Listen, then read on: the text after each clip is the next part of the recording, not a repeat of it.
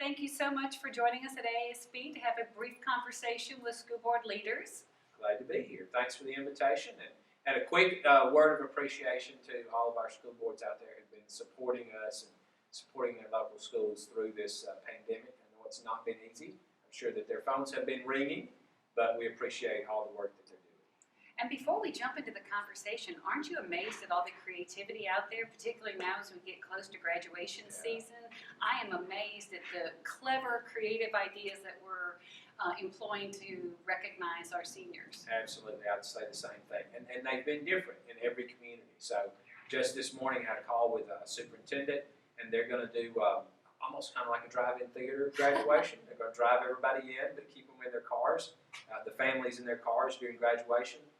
A drive-through graduation, it's more like a parade, some video virtual graduations. So yeah, there's nothing like a crisis to bring out the best in innovation, and we see that all across the state.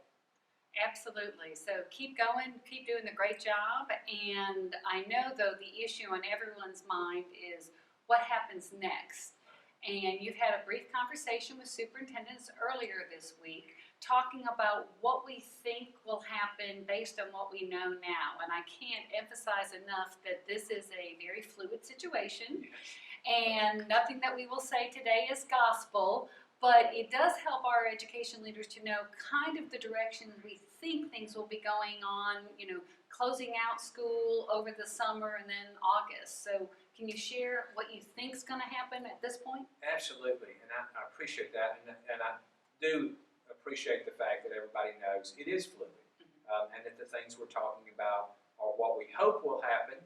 We certainly, in fact, hope it gets even better than that. The old saying to plan for the worst and hope for the best. So we believe that the situation we're in now, we're going to finish out the year in distance learning, do some modified graduations and honor ceremonies and those kind of things. But essentially, we'll keep in this same mode through the month of May till June the 5th. And that'll kind of close out this school year.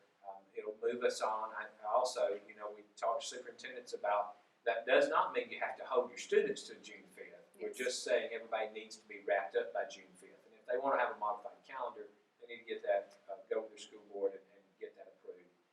It's kind of late now to be modifying the calendar, but we want everybody closed out by June 5th. So we believe starting June 8th, we can begin opening campuses back up some.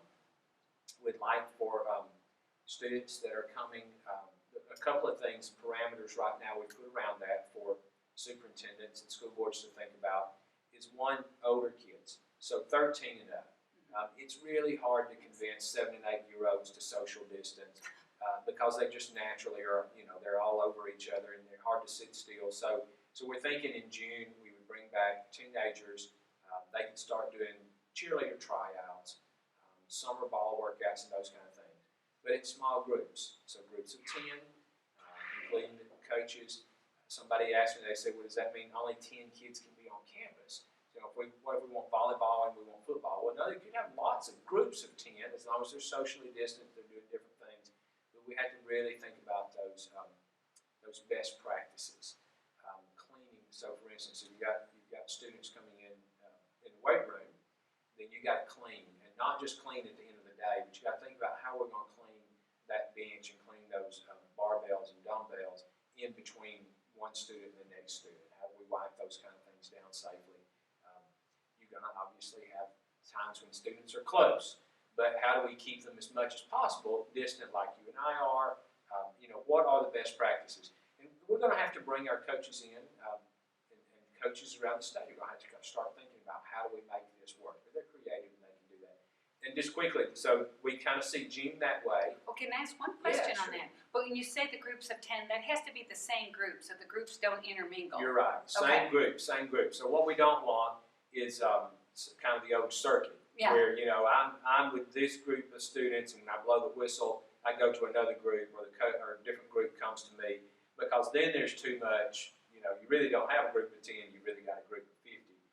But what we do see is you could have, say, I don't want to pick on one sport, but let's say you've got football workouts, you could have 10 in the workroom, in the weight room, or if you've got a large weight room, you might have 10 here doing one thing and 10 on the other end of the room. with a group of coaches. You might have 10 more that are outside, and you might have 10 more that are in the gymnasium. So you might have 40 students in that situation with a number of coaches and adults watching over them. But then as they change, you got to think about the whole group changing together. So we're not intermixing those 40 students. We're keeping kind of that small group together. Those are the kinds of things we're thinking about. And I think that it's given a lot of hope to our coaches, many of whom were afraid they would be shut down all summer. And that's not our intention, because we want to get back to normal in the fall as quickly as we can. We think in July we would open it up then to younger students. So letting those elementary students come back for summer reading camps, for remediation, for those kinds of activities in July. And again, that July is a long time off. That could all change based on what happens with the health orders and executive orders. It could get wider. Maybe we could have many more students and many larger groups by then, and it could get smaller. We might have to shut the whole thing down if our health numbers went backwards and the state said no, we got to pull it back. But that is our kind of plan going forward. And then that next step then by August to begin getting back into a more normal routine. So having then maybe full team practices. We're certainly hoping by August we can have full team practices and that we can have regular contests in the fall and those kind of things. And I say, I'm talking about sports. Obviously, we're talking about band. We're talking about other activities like cross country. We're talking about all the gamut. I'm just using that as an example. Okay, in terms of then, that takes us to August when most of our schools are opening. I think you gave some suggestions to superintendents about calendars, your preference. Do you want to talk about that a little? Well, we think that we certainly don't need to start back really early August. Just looking at kind of the health curve and what's going on, I've encouraged them, let's be thinking about toward the end of August, late August, mid-August and on. Most of the calendars that we've had turned in this year started around August 15, August 20. A few of them, I think, did want to start much earlier, like August 7th. Hey, and let me say this, we don't want to get into setting the calendars for local boards. So there's no directive there, but I do think that it may be difficult to bring 1,000 students and all the teachers and support people that includes onto a campus at the beginning of August. Because you have to back that up then and think, okay, if we're going to start that early, then we've got to have orientation. We've got to bring faculty back early and get ready. So they really are getting back to just a couple of months away. And so maybe we push it to a little bit later in August. Folks may want to wait a little bit and say, hey, don't, give us some time. Let's see what it looks like, because we're certainly hoping that the numbers continue to get better and better, more positive. Our state's done a good job managing this. My hat's off to public health and Dr. Scott Harris, because we have not seen a spike where people are having to be, in a bed in the hallway of the hospital or something, as we were fearing. So we've done a good job controlling it as a state, and now I think we all want to, as much as possible, get back to normal. Any other special considerations or thoughts that our school leaders should have as they're preparing for the school year? And we're talking about, or we're hearing about, inevitable reoccurrance, at some point. What kind of things should school leaders be thinking about? Yeah, so one of those things is contact tracing. I keep adding words to my vocabulary. Contact tracing is the newest term. So we really are going to have a robust system in place. So when we do have an individual case or an outbreak, we're able to come in immediately and figure out how confined that space needs to be, or that who needs to be isolated, whether we have to close up down a classroom or a school or a whole community, or maybe just that one family. Maybe we don't close the school at all, but there is a family that needs to be isolated for a period of time. 14 days is the standard now. So we're really working on contact tracing. We are working with public health to possibly use some of our own staff as contact tracers. That's not been done in the past, but we're talking now, as you know, about thousands of contact tracers needed across the country, they're saying maybe 100,000 or more, and we're into the hundreds, Yeah. or less in the state. So we want to be able to do some of that, so we don't have to depend on public health just to do it. They'd obviously train our people, but we can use some of our people for that. So I think contact tracing, obviously sanitization. Now, I'm in and out of schools all the time. There's some really amazing custodial staffs and just wonderful clean schools out there. But I think we're talking about going to the next level. So we're talking about wiping down doorknobs multiple times a day. Having to make sure that we don't just give students the opportunity to go wash their hands before lunch, but that multiple times a day we're thinking about washing hands, avoiding activities that would include shaking hands and the kinds of welcoming things that we Southerners want to do. We're going to have to be more distant than that a good bit probably in this fall. So those are some things boards need to think about. Some other kind of policy issues they need to think about and budgetary are supplies. So we're going to need gloves, we're going to need masks, we're going to need hand sanitizers. The department has ordered about $100,000 worth of supplies now that we've distributed to schools for free. But when you think, so we ordered 6 pallets of hand sanitizer, and so that sounds like a lot, and it is a lot when you've got it stored in a warehouse. But then when you talk about handing that out to schools, it was like 1 quart per school, and a quart does not go far in a school. So we're going to have to really go much further, obviously, in getting, and that helped them for now because they don't have students there. But once students come back, 1 quart apiece is not going to be enough. So I think if they can think about those kind of things, we certainly are looking for the money to help them with that. We're talking to our state legislature as they do the budget for some money for PPE and those things, and that there's going to be some federal money for that. Well, do you, as a state education policy, foresee any kind of regulation related to masks? Obviously, if the health officer rules that or your municipality does, but do you see at this point requiring students to wear masks? We're not going to do that. I better change that. We do not anticipate the state requiring masks for students or parents or teachers. If local schools feel like that's something they need to do, we certainly are not going to stand in the way. We know that Birmingham City right now is under a special order that may not be in place by fall, but if it's the local municipality ordered that, and the board would have to work with them on it. Our concern about that is that obviously with young children, you got 5-year-olds, the teacher may spend all of her time keeping masks on the kids. So it's not necessarily bad practice, we're just not sure how practical it is for a whole school to do that. We do think, though, while you mentioned masks, one of the things that we're concerned about, and I think this is something board members have got to really think about again with policy, is how many visitors do you let into the school. So it's hard enough to manage your students and staff and keep them protected and things like I was talking about. You've got to think about wiping down door handles and all that. But how many visitors do you let in? Do you let grandmothers and fathers come in and eat lunch with their students anymore, or is that a practice that, while it's great, we may need to put on the sideline for a while until we get a vaccine, national vaccine, those kind of things. So those are some things we can do to mitigate the spread and help protect our families. And they're not that hard. I mean, everybody loves being able to go eat with their child or grandchild, but there's some things that we could do to possibly make schools a little bit less contagious, and it's something we could all get through for a semester or so.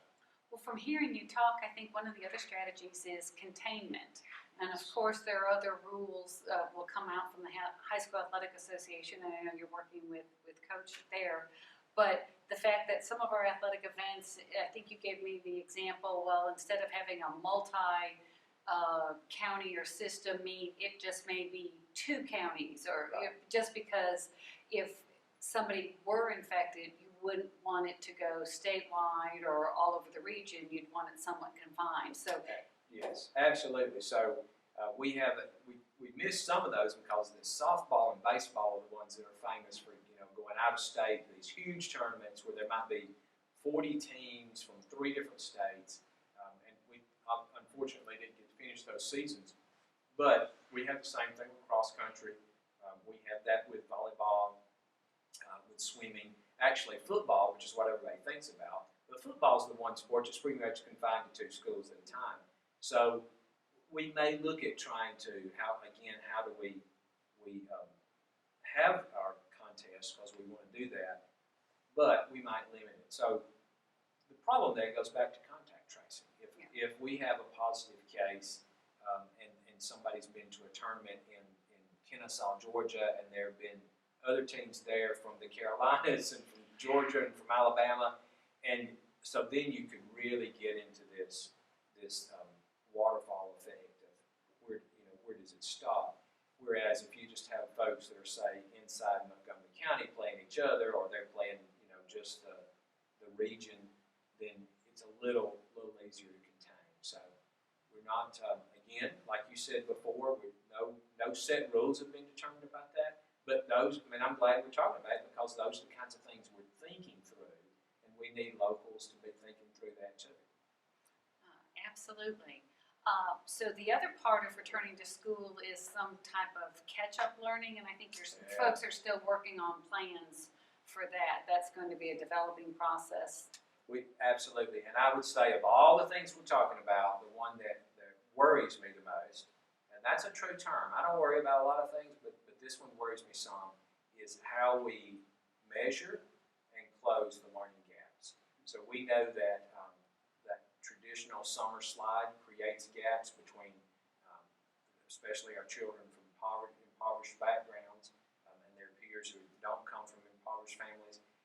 Now we're gonna end up with almost a half a year that since students have been in a traditional classroom. Lots of good distance learning going on, but it's not that traditional classroom where the teacher has her eyes or his eyes on a child every day, and they can be doing that kind of informal and formal assessment. So we think when we come back in August, we're going to have to pretty much assess every child in every subject, especially in the early grades. No question in K-3, we're going to have to assess children in reading and math and figure out where those gaps are. And our courageous teachers are going to have to step up because they do a lot of hard work as they're very capable of doing and they want to do. It's going to be really tough when they've got 20 students who may be on 20 different levels. And so they're going to have to really work hard to try to get students caught up. But we think that's got to be the first priority when we come back in the fall. And then in those upper grades, we're looking also at what assessments can we use in all of those other traditional subjects, to try to catch students up. So it's going to be hard. There are going to be gaps. We just need to know that. And there are going to be students who are in pre-algebra who are not really ready to go into Algebra 1 because they need some more building up that foundation. And so, that's what great teachers do, and we will rise to the challenge and do it. But that is why I keep telling people that even though we were closed for the last 2.5 months of school, it will take us literally, don't fall out of your seats, it'll take us a couple of 3 years to get through this. It is to get back, to recover financially, to recover academically, it's going to take a long time. It is, and I think that's just something we need to plan for at the board table. We need to be patient. We need to, supplement and support the efforts that are going on. If we can switch gear, I don't want to overdo your time here, but let's talk a little bit about the budget. The legislature comes back into town on Monday, and which we think overall is good news. Yes. In the sense that means we'll get an education budget to help us with planning. Any insight as to what you think is going to happen? I feel really good about the budget. I think we're going to see essentially kind of level funding for the foundation program. Okay. But when I say essentially, so we actually grew last year by several hundred students, 1,000 students statewide, and we absolutely plan to maintain the divisors. And I've talked to legislators as late as this morning, and I think they are committed to maintain teacher advisors. So when you say level funding, we don't mean level funding as in dollars, we mean maintaining those same standards. So the same teacher advisors, the same amount of money probably for classroom supplies, for nurses, for transportation, and those kind of things. We do think there are going to be some increases. We've asked for 3 or 4 real priority areas. So the Literacy Act, so that's staring us down, and obviously now we are going to have this gap in early literacy, so we've asked for the money to continue to implement the Literacy Act, which would mean summer reading camps for the summer of 21. Remember, we're talking about that budget, summer 21. More of our teachers trained in the Great Letters program that we've done. I think there's 1,700 teachers on the waiting list right now. We've asked for the money to get those 1,700 into a letters training, and then additional money so that we can handle more teachers as they sign up in the coming year. The regional reading coaches to support our most needy schools. So those things we think will happen. We've asked also for money to continue the implementation of the computer science program that's marching on, for mental health, and for school safety and those kind of things, and then also for English language learners. We prioritize that. And that really is a part of the literacy piece, because we've got to get those students reading on grade level in all the grades. So we think those things will happen. I will tell you the other things that are coming up. There's talk about nurses. So we do not have a full-time nurse in each school. What would that cost? We've been looking at that. Support for those nurses. So as many of your members know, if those nurses are going to get Band-Aids and hand sanitizer and gloves, they have to pay for that out of the local funds. There's no state funds that go to that. So one of the things we've talked about is, could we put some state funds out there to help make sure that every nurse's station is not just staffed but also equipped. So those kind of things we think. But overall, I feel good. And I'm sure you're talking to your national colleagues, I'm talking to mine. I thought I was going to get drummed off of a call last week when I said, yeah, we're not looking at budget cuts, because really our state has done so well financially the last couple of years and economically that we're in much better shape than many of our sister states. But do you think that because there might be an inevitable fall off, not for the current budget or the budget that they're planning, but that they might hold some in escrow of some of the growth we have now, or the stabilization fund? Do you see being conservative with that? I think so. So the first 2 quarters, which we were able to almost completely finish before the shutdown in March, the first 2 quarters were really strong, about 8% growth. So kind of rounded math. The accountants tell me this is not really true, but if you think about it, the last 2 quarters we could probably be 8% under, so a 16% decline, and still come out even. It's not exactly true, because some months are better than other months, and the summer months are really not good months in Alabama for us to lose, because that's when we make a lot of our revenue off of tourism.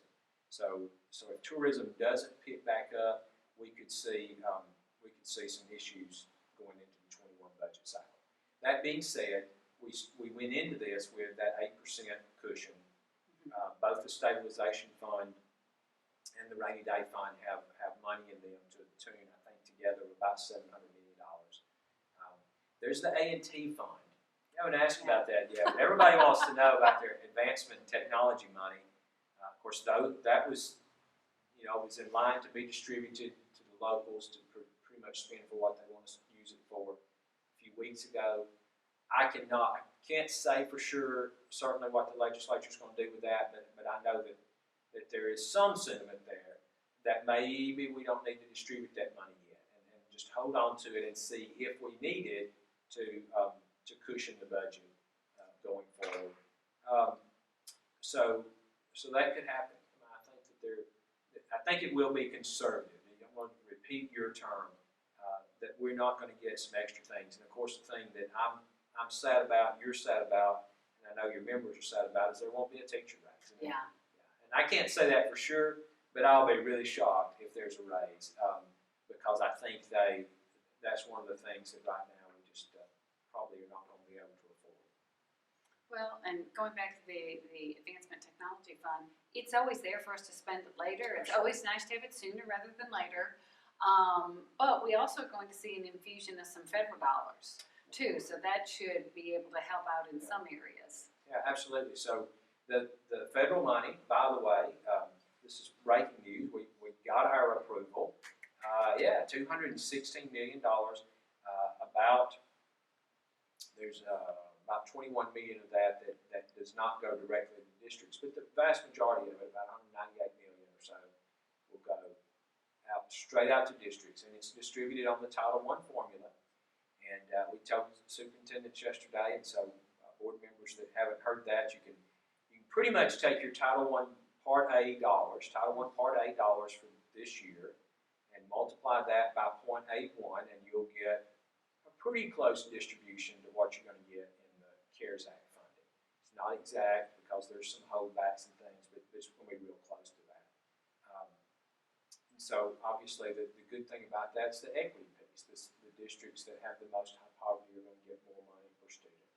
And there are some stipulations what it can be spent on, but we'll work through that with those federal programs directors and CFOs and superintendents in the next few weeks, and there'll be lots of options. It's not real narrow. There's some limitations, but they're like these limitations, not these limitations for what the money can be spent on. Well, and as a teaser for our school leaders out there, we hope to perhaps get Mr. Craig and our own Russell Rainey with a teleconference or somehow to give a broad policy view of some of the options available to school boards underneath that. Well, any question I didn't ask that I should have asked? I can't think of that. You asked plenty of good questions. I would like to say, thank you for, again, what you're doing, what the association's doing, and for what our local board members are doing to support children during this time. And we're all in this together. We're going to get through this together. The one piece that we didn't cover, but every one of your members is thinking about, is how we support those children when they come back with their mental health needs and the trauma that they've undergone in many cases. Because I know you and I have had those conversations, and I know they're on the minds of your members. And so we're working on that piece too. That's a much more difficult thing. It's not just about money. It's not just about access. It's about really how do we support those children and give them stability again in their lives. And we're all praying for that. And I think that's one of the reasons that I most want to keep telling people we plan to be back in school in the fall, because I think people need that hope and that stability. Oh, absolutely. And as another teaser, we're already working on programming for our board members for later this summer to help them anticipate those needs and give them some suggestions of how to deal with that. So I was looking forward to the conference. I hate we're not all going to be together, but it is the new way of life. And in the summer of 21, when things are back to more normal, then I hope we're all together. Well, I know you were going to be on our program, so we'll just do that in 21. How does that sound? Sounds all right. Great. Thank you so much, and thank you what you're doing, the leadership that you've provided our schools, our children, and your time to communicate to us. I think that's very important, and have been really open lines of communication, so we're very appreciative of that. Thank you. Appreciate it.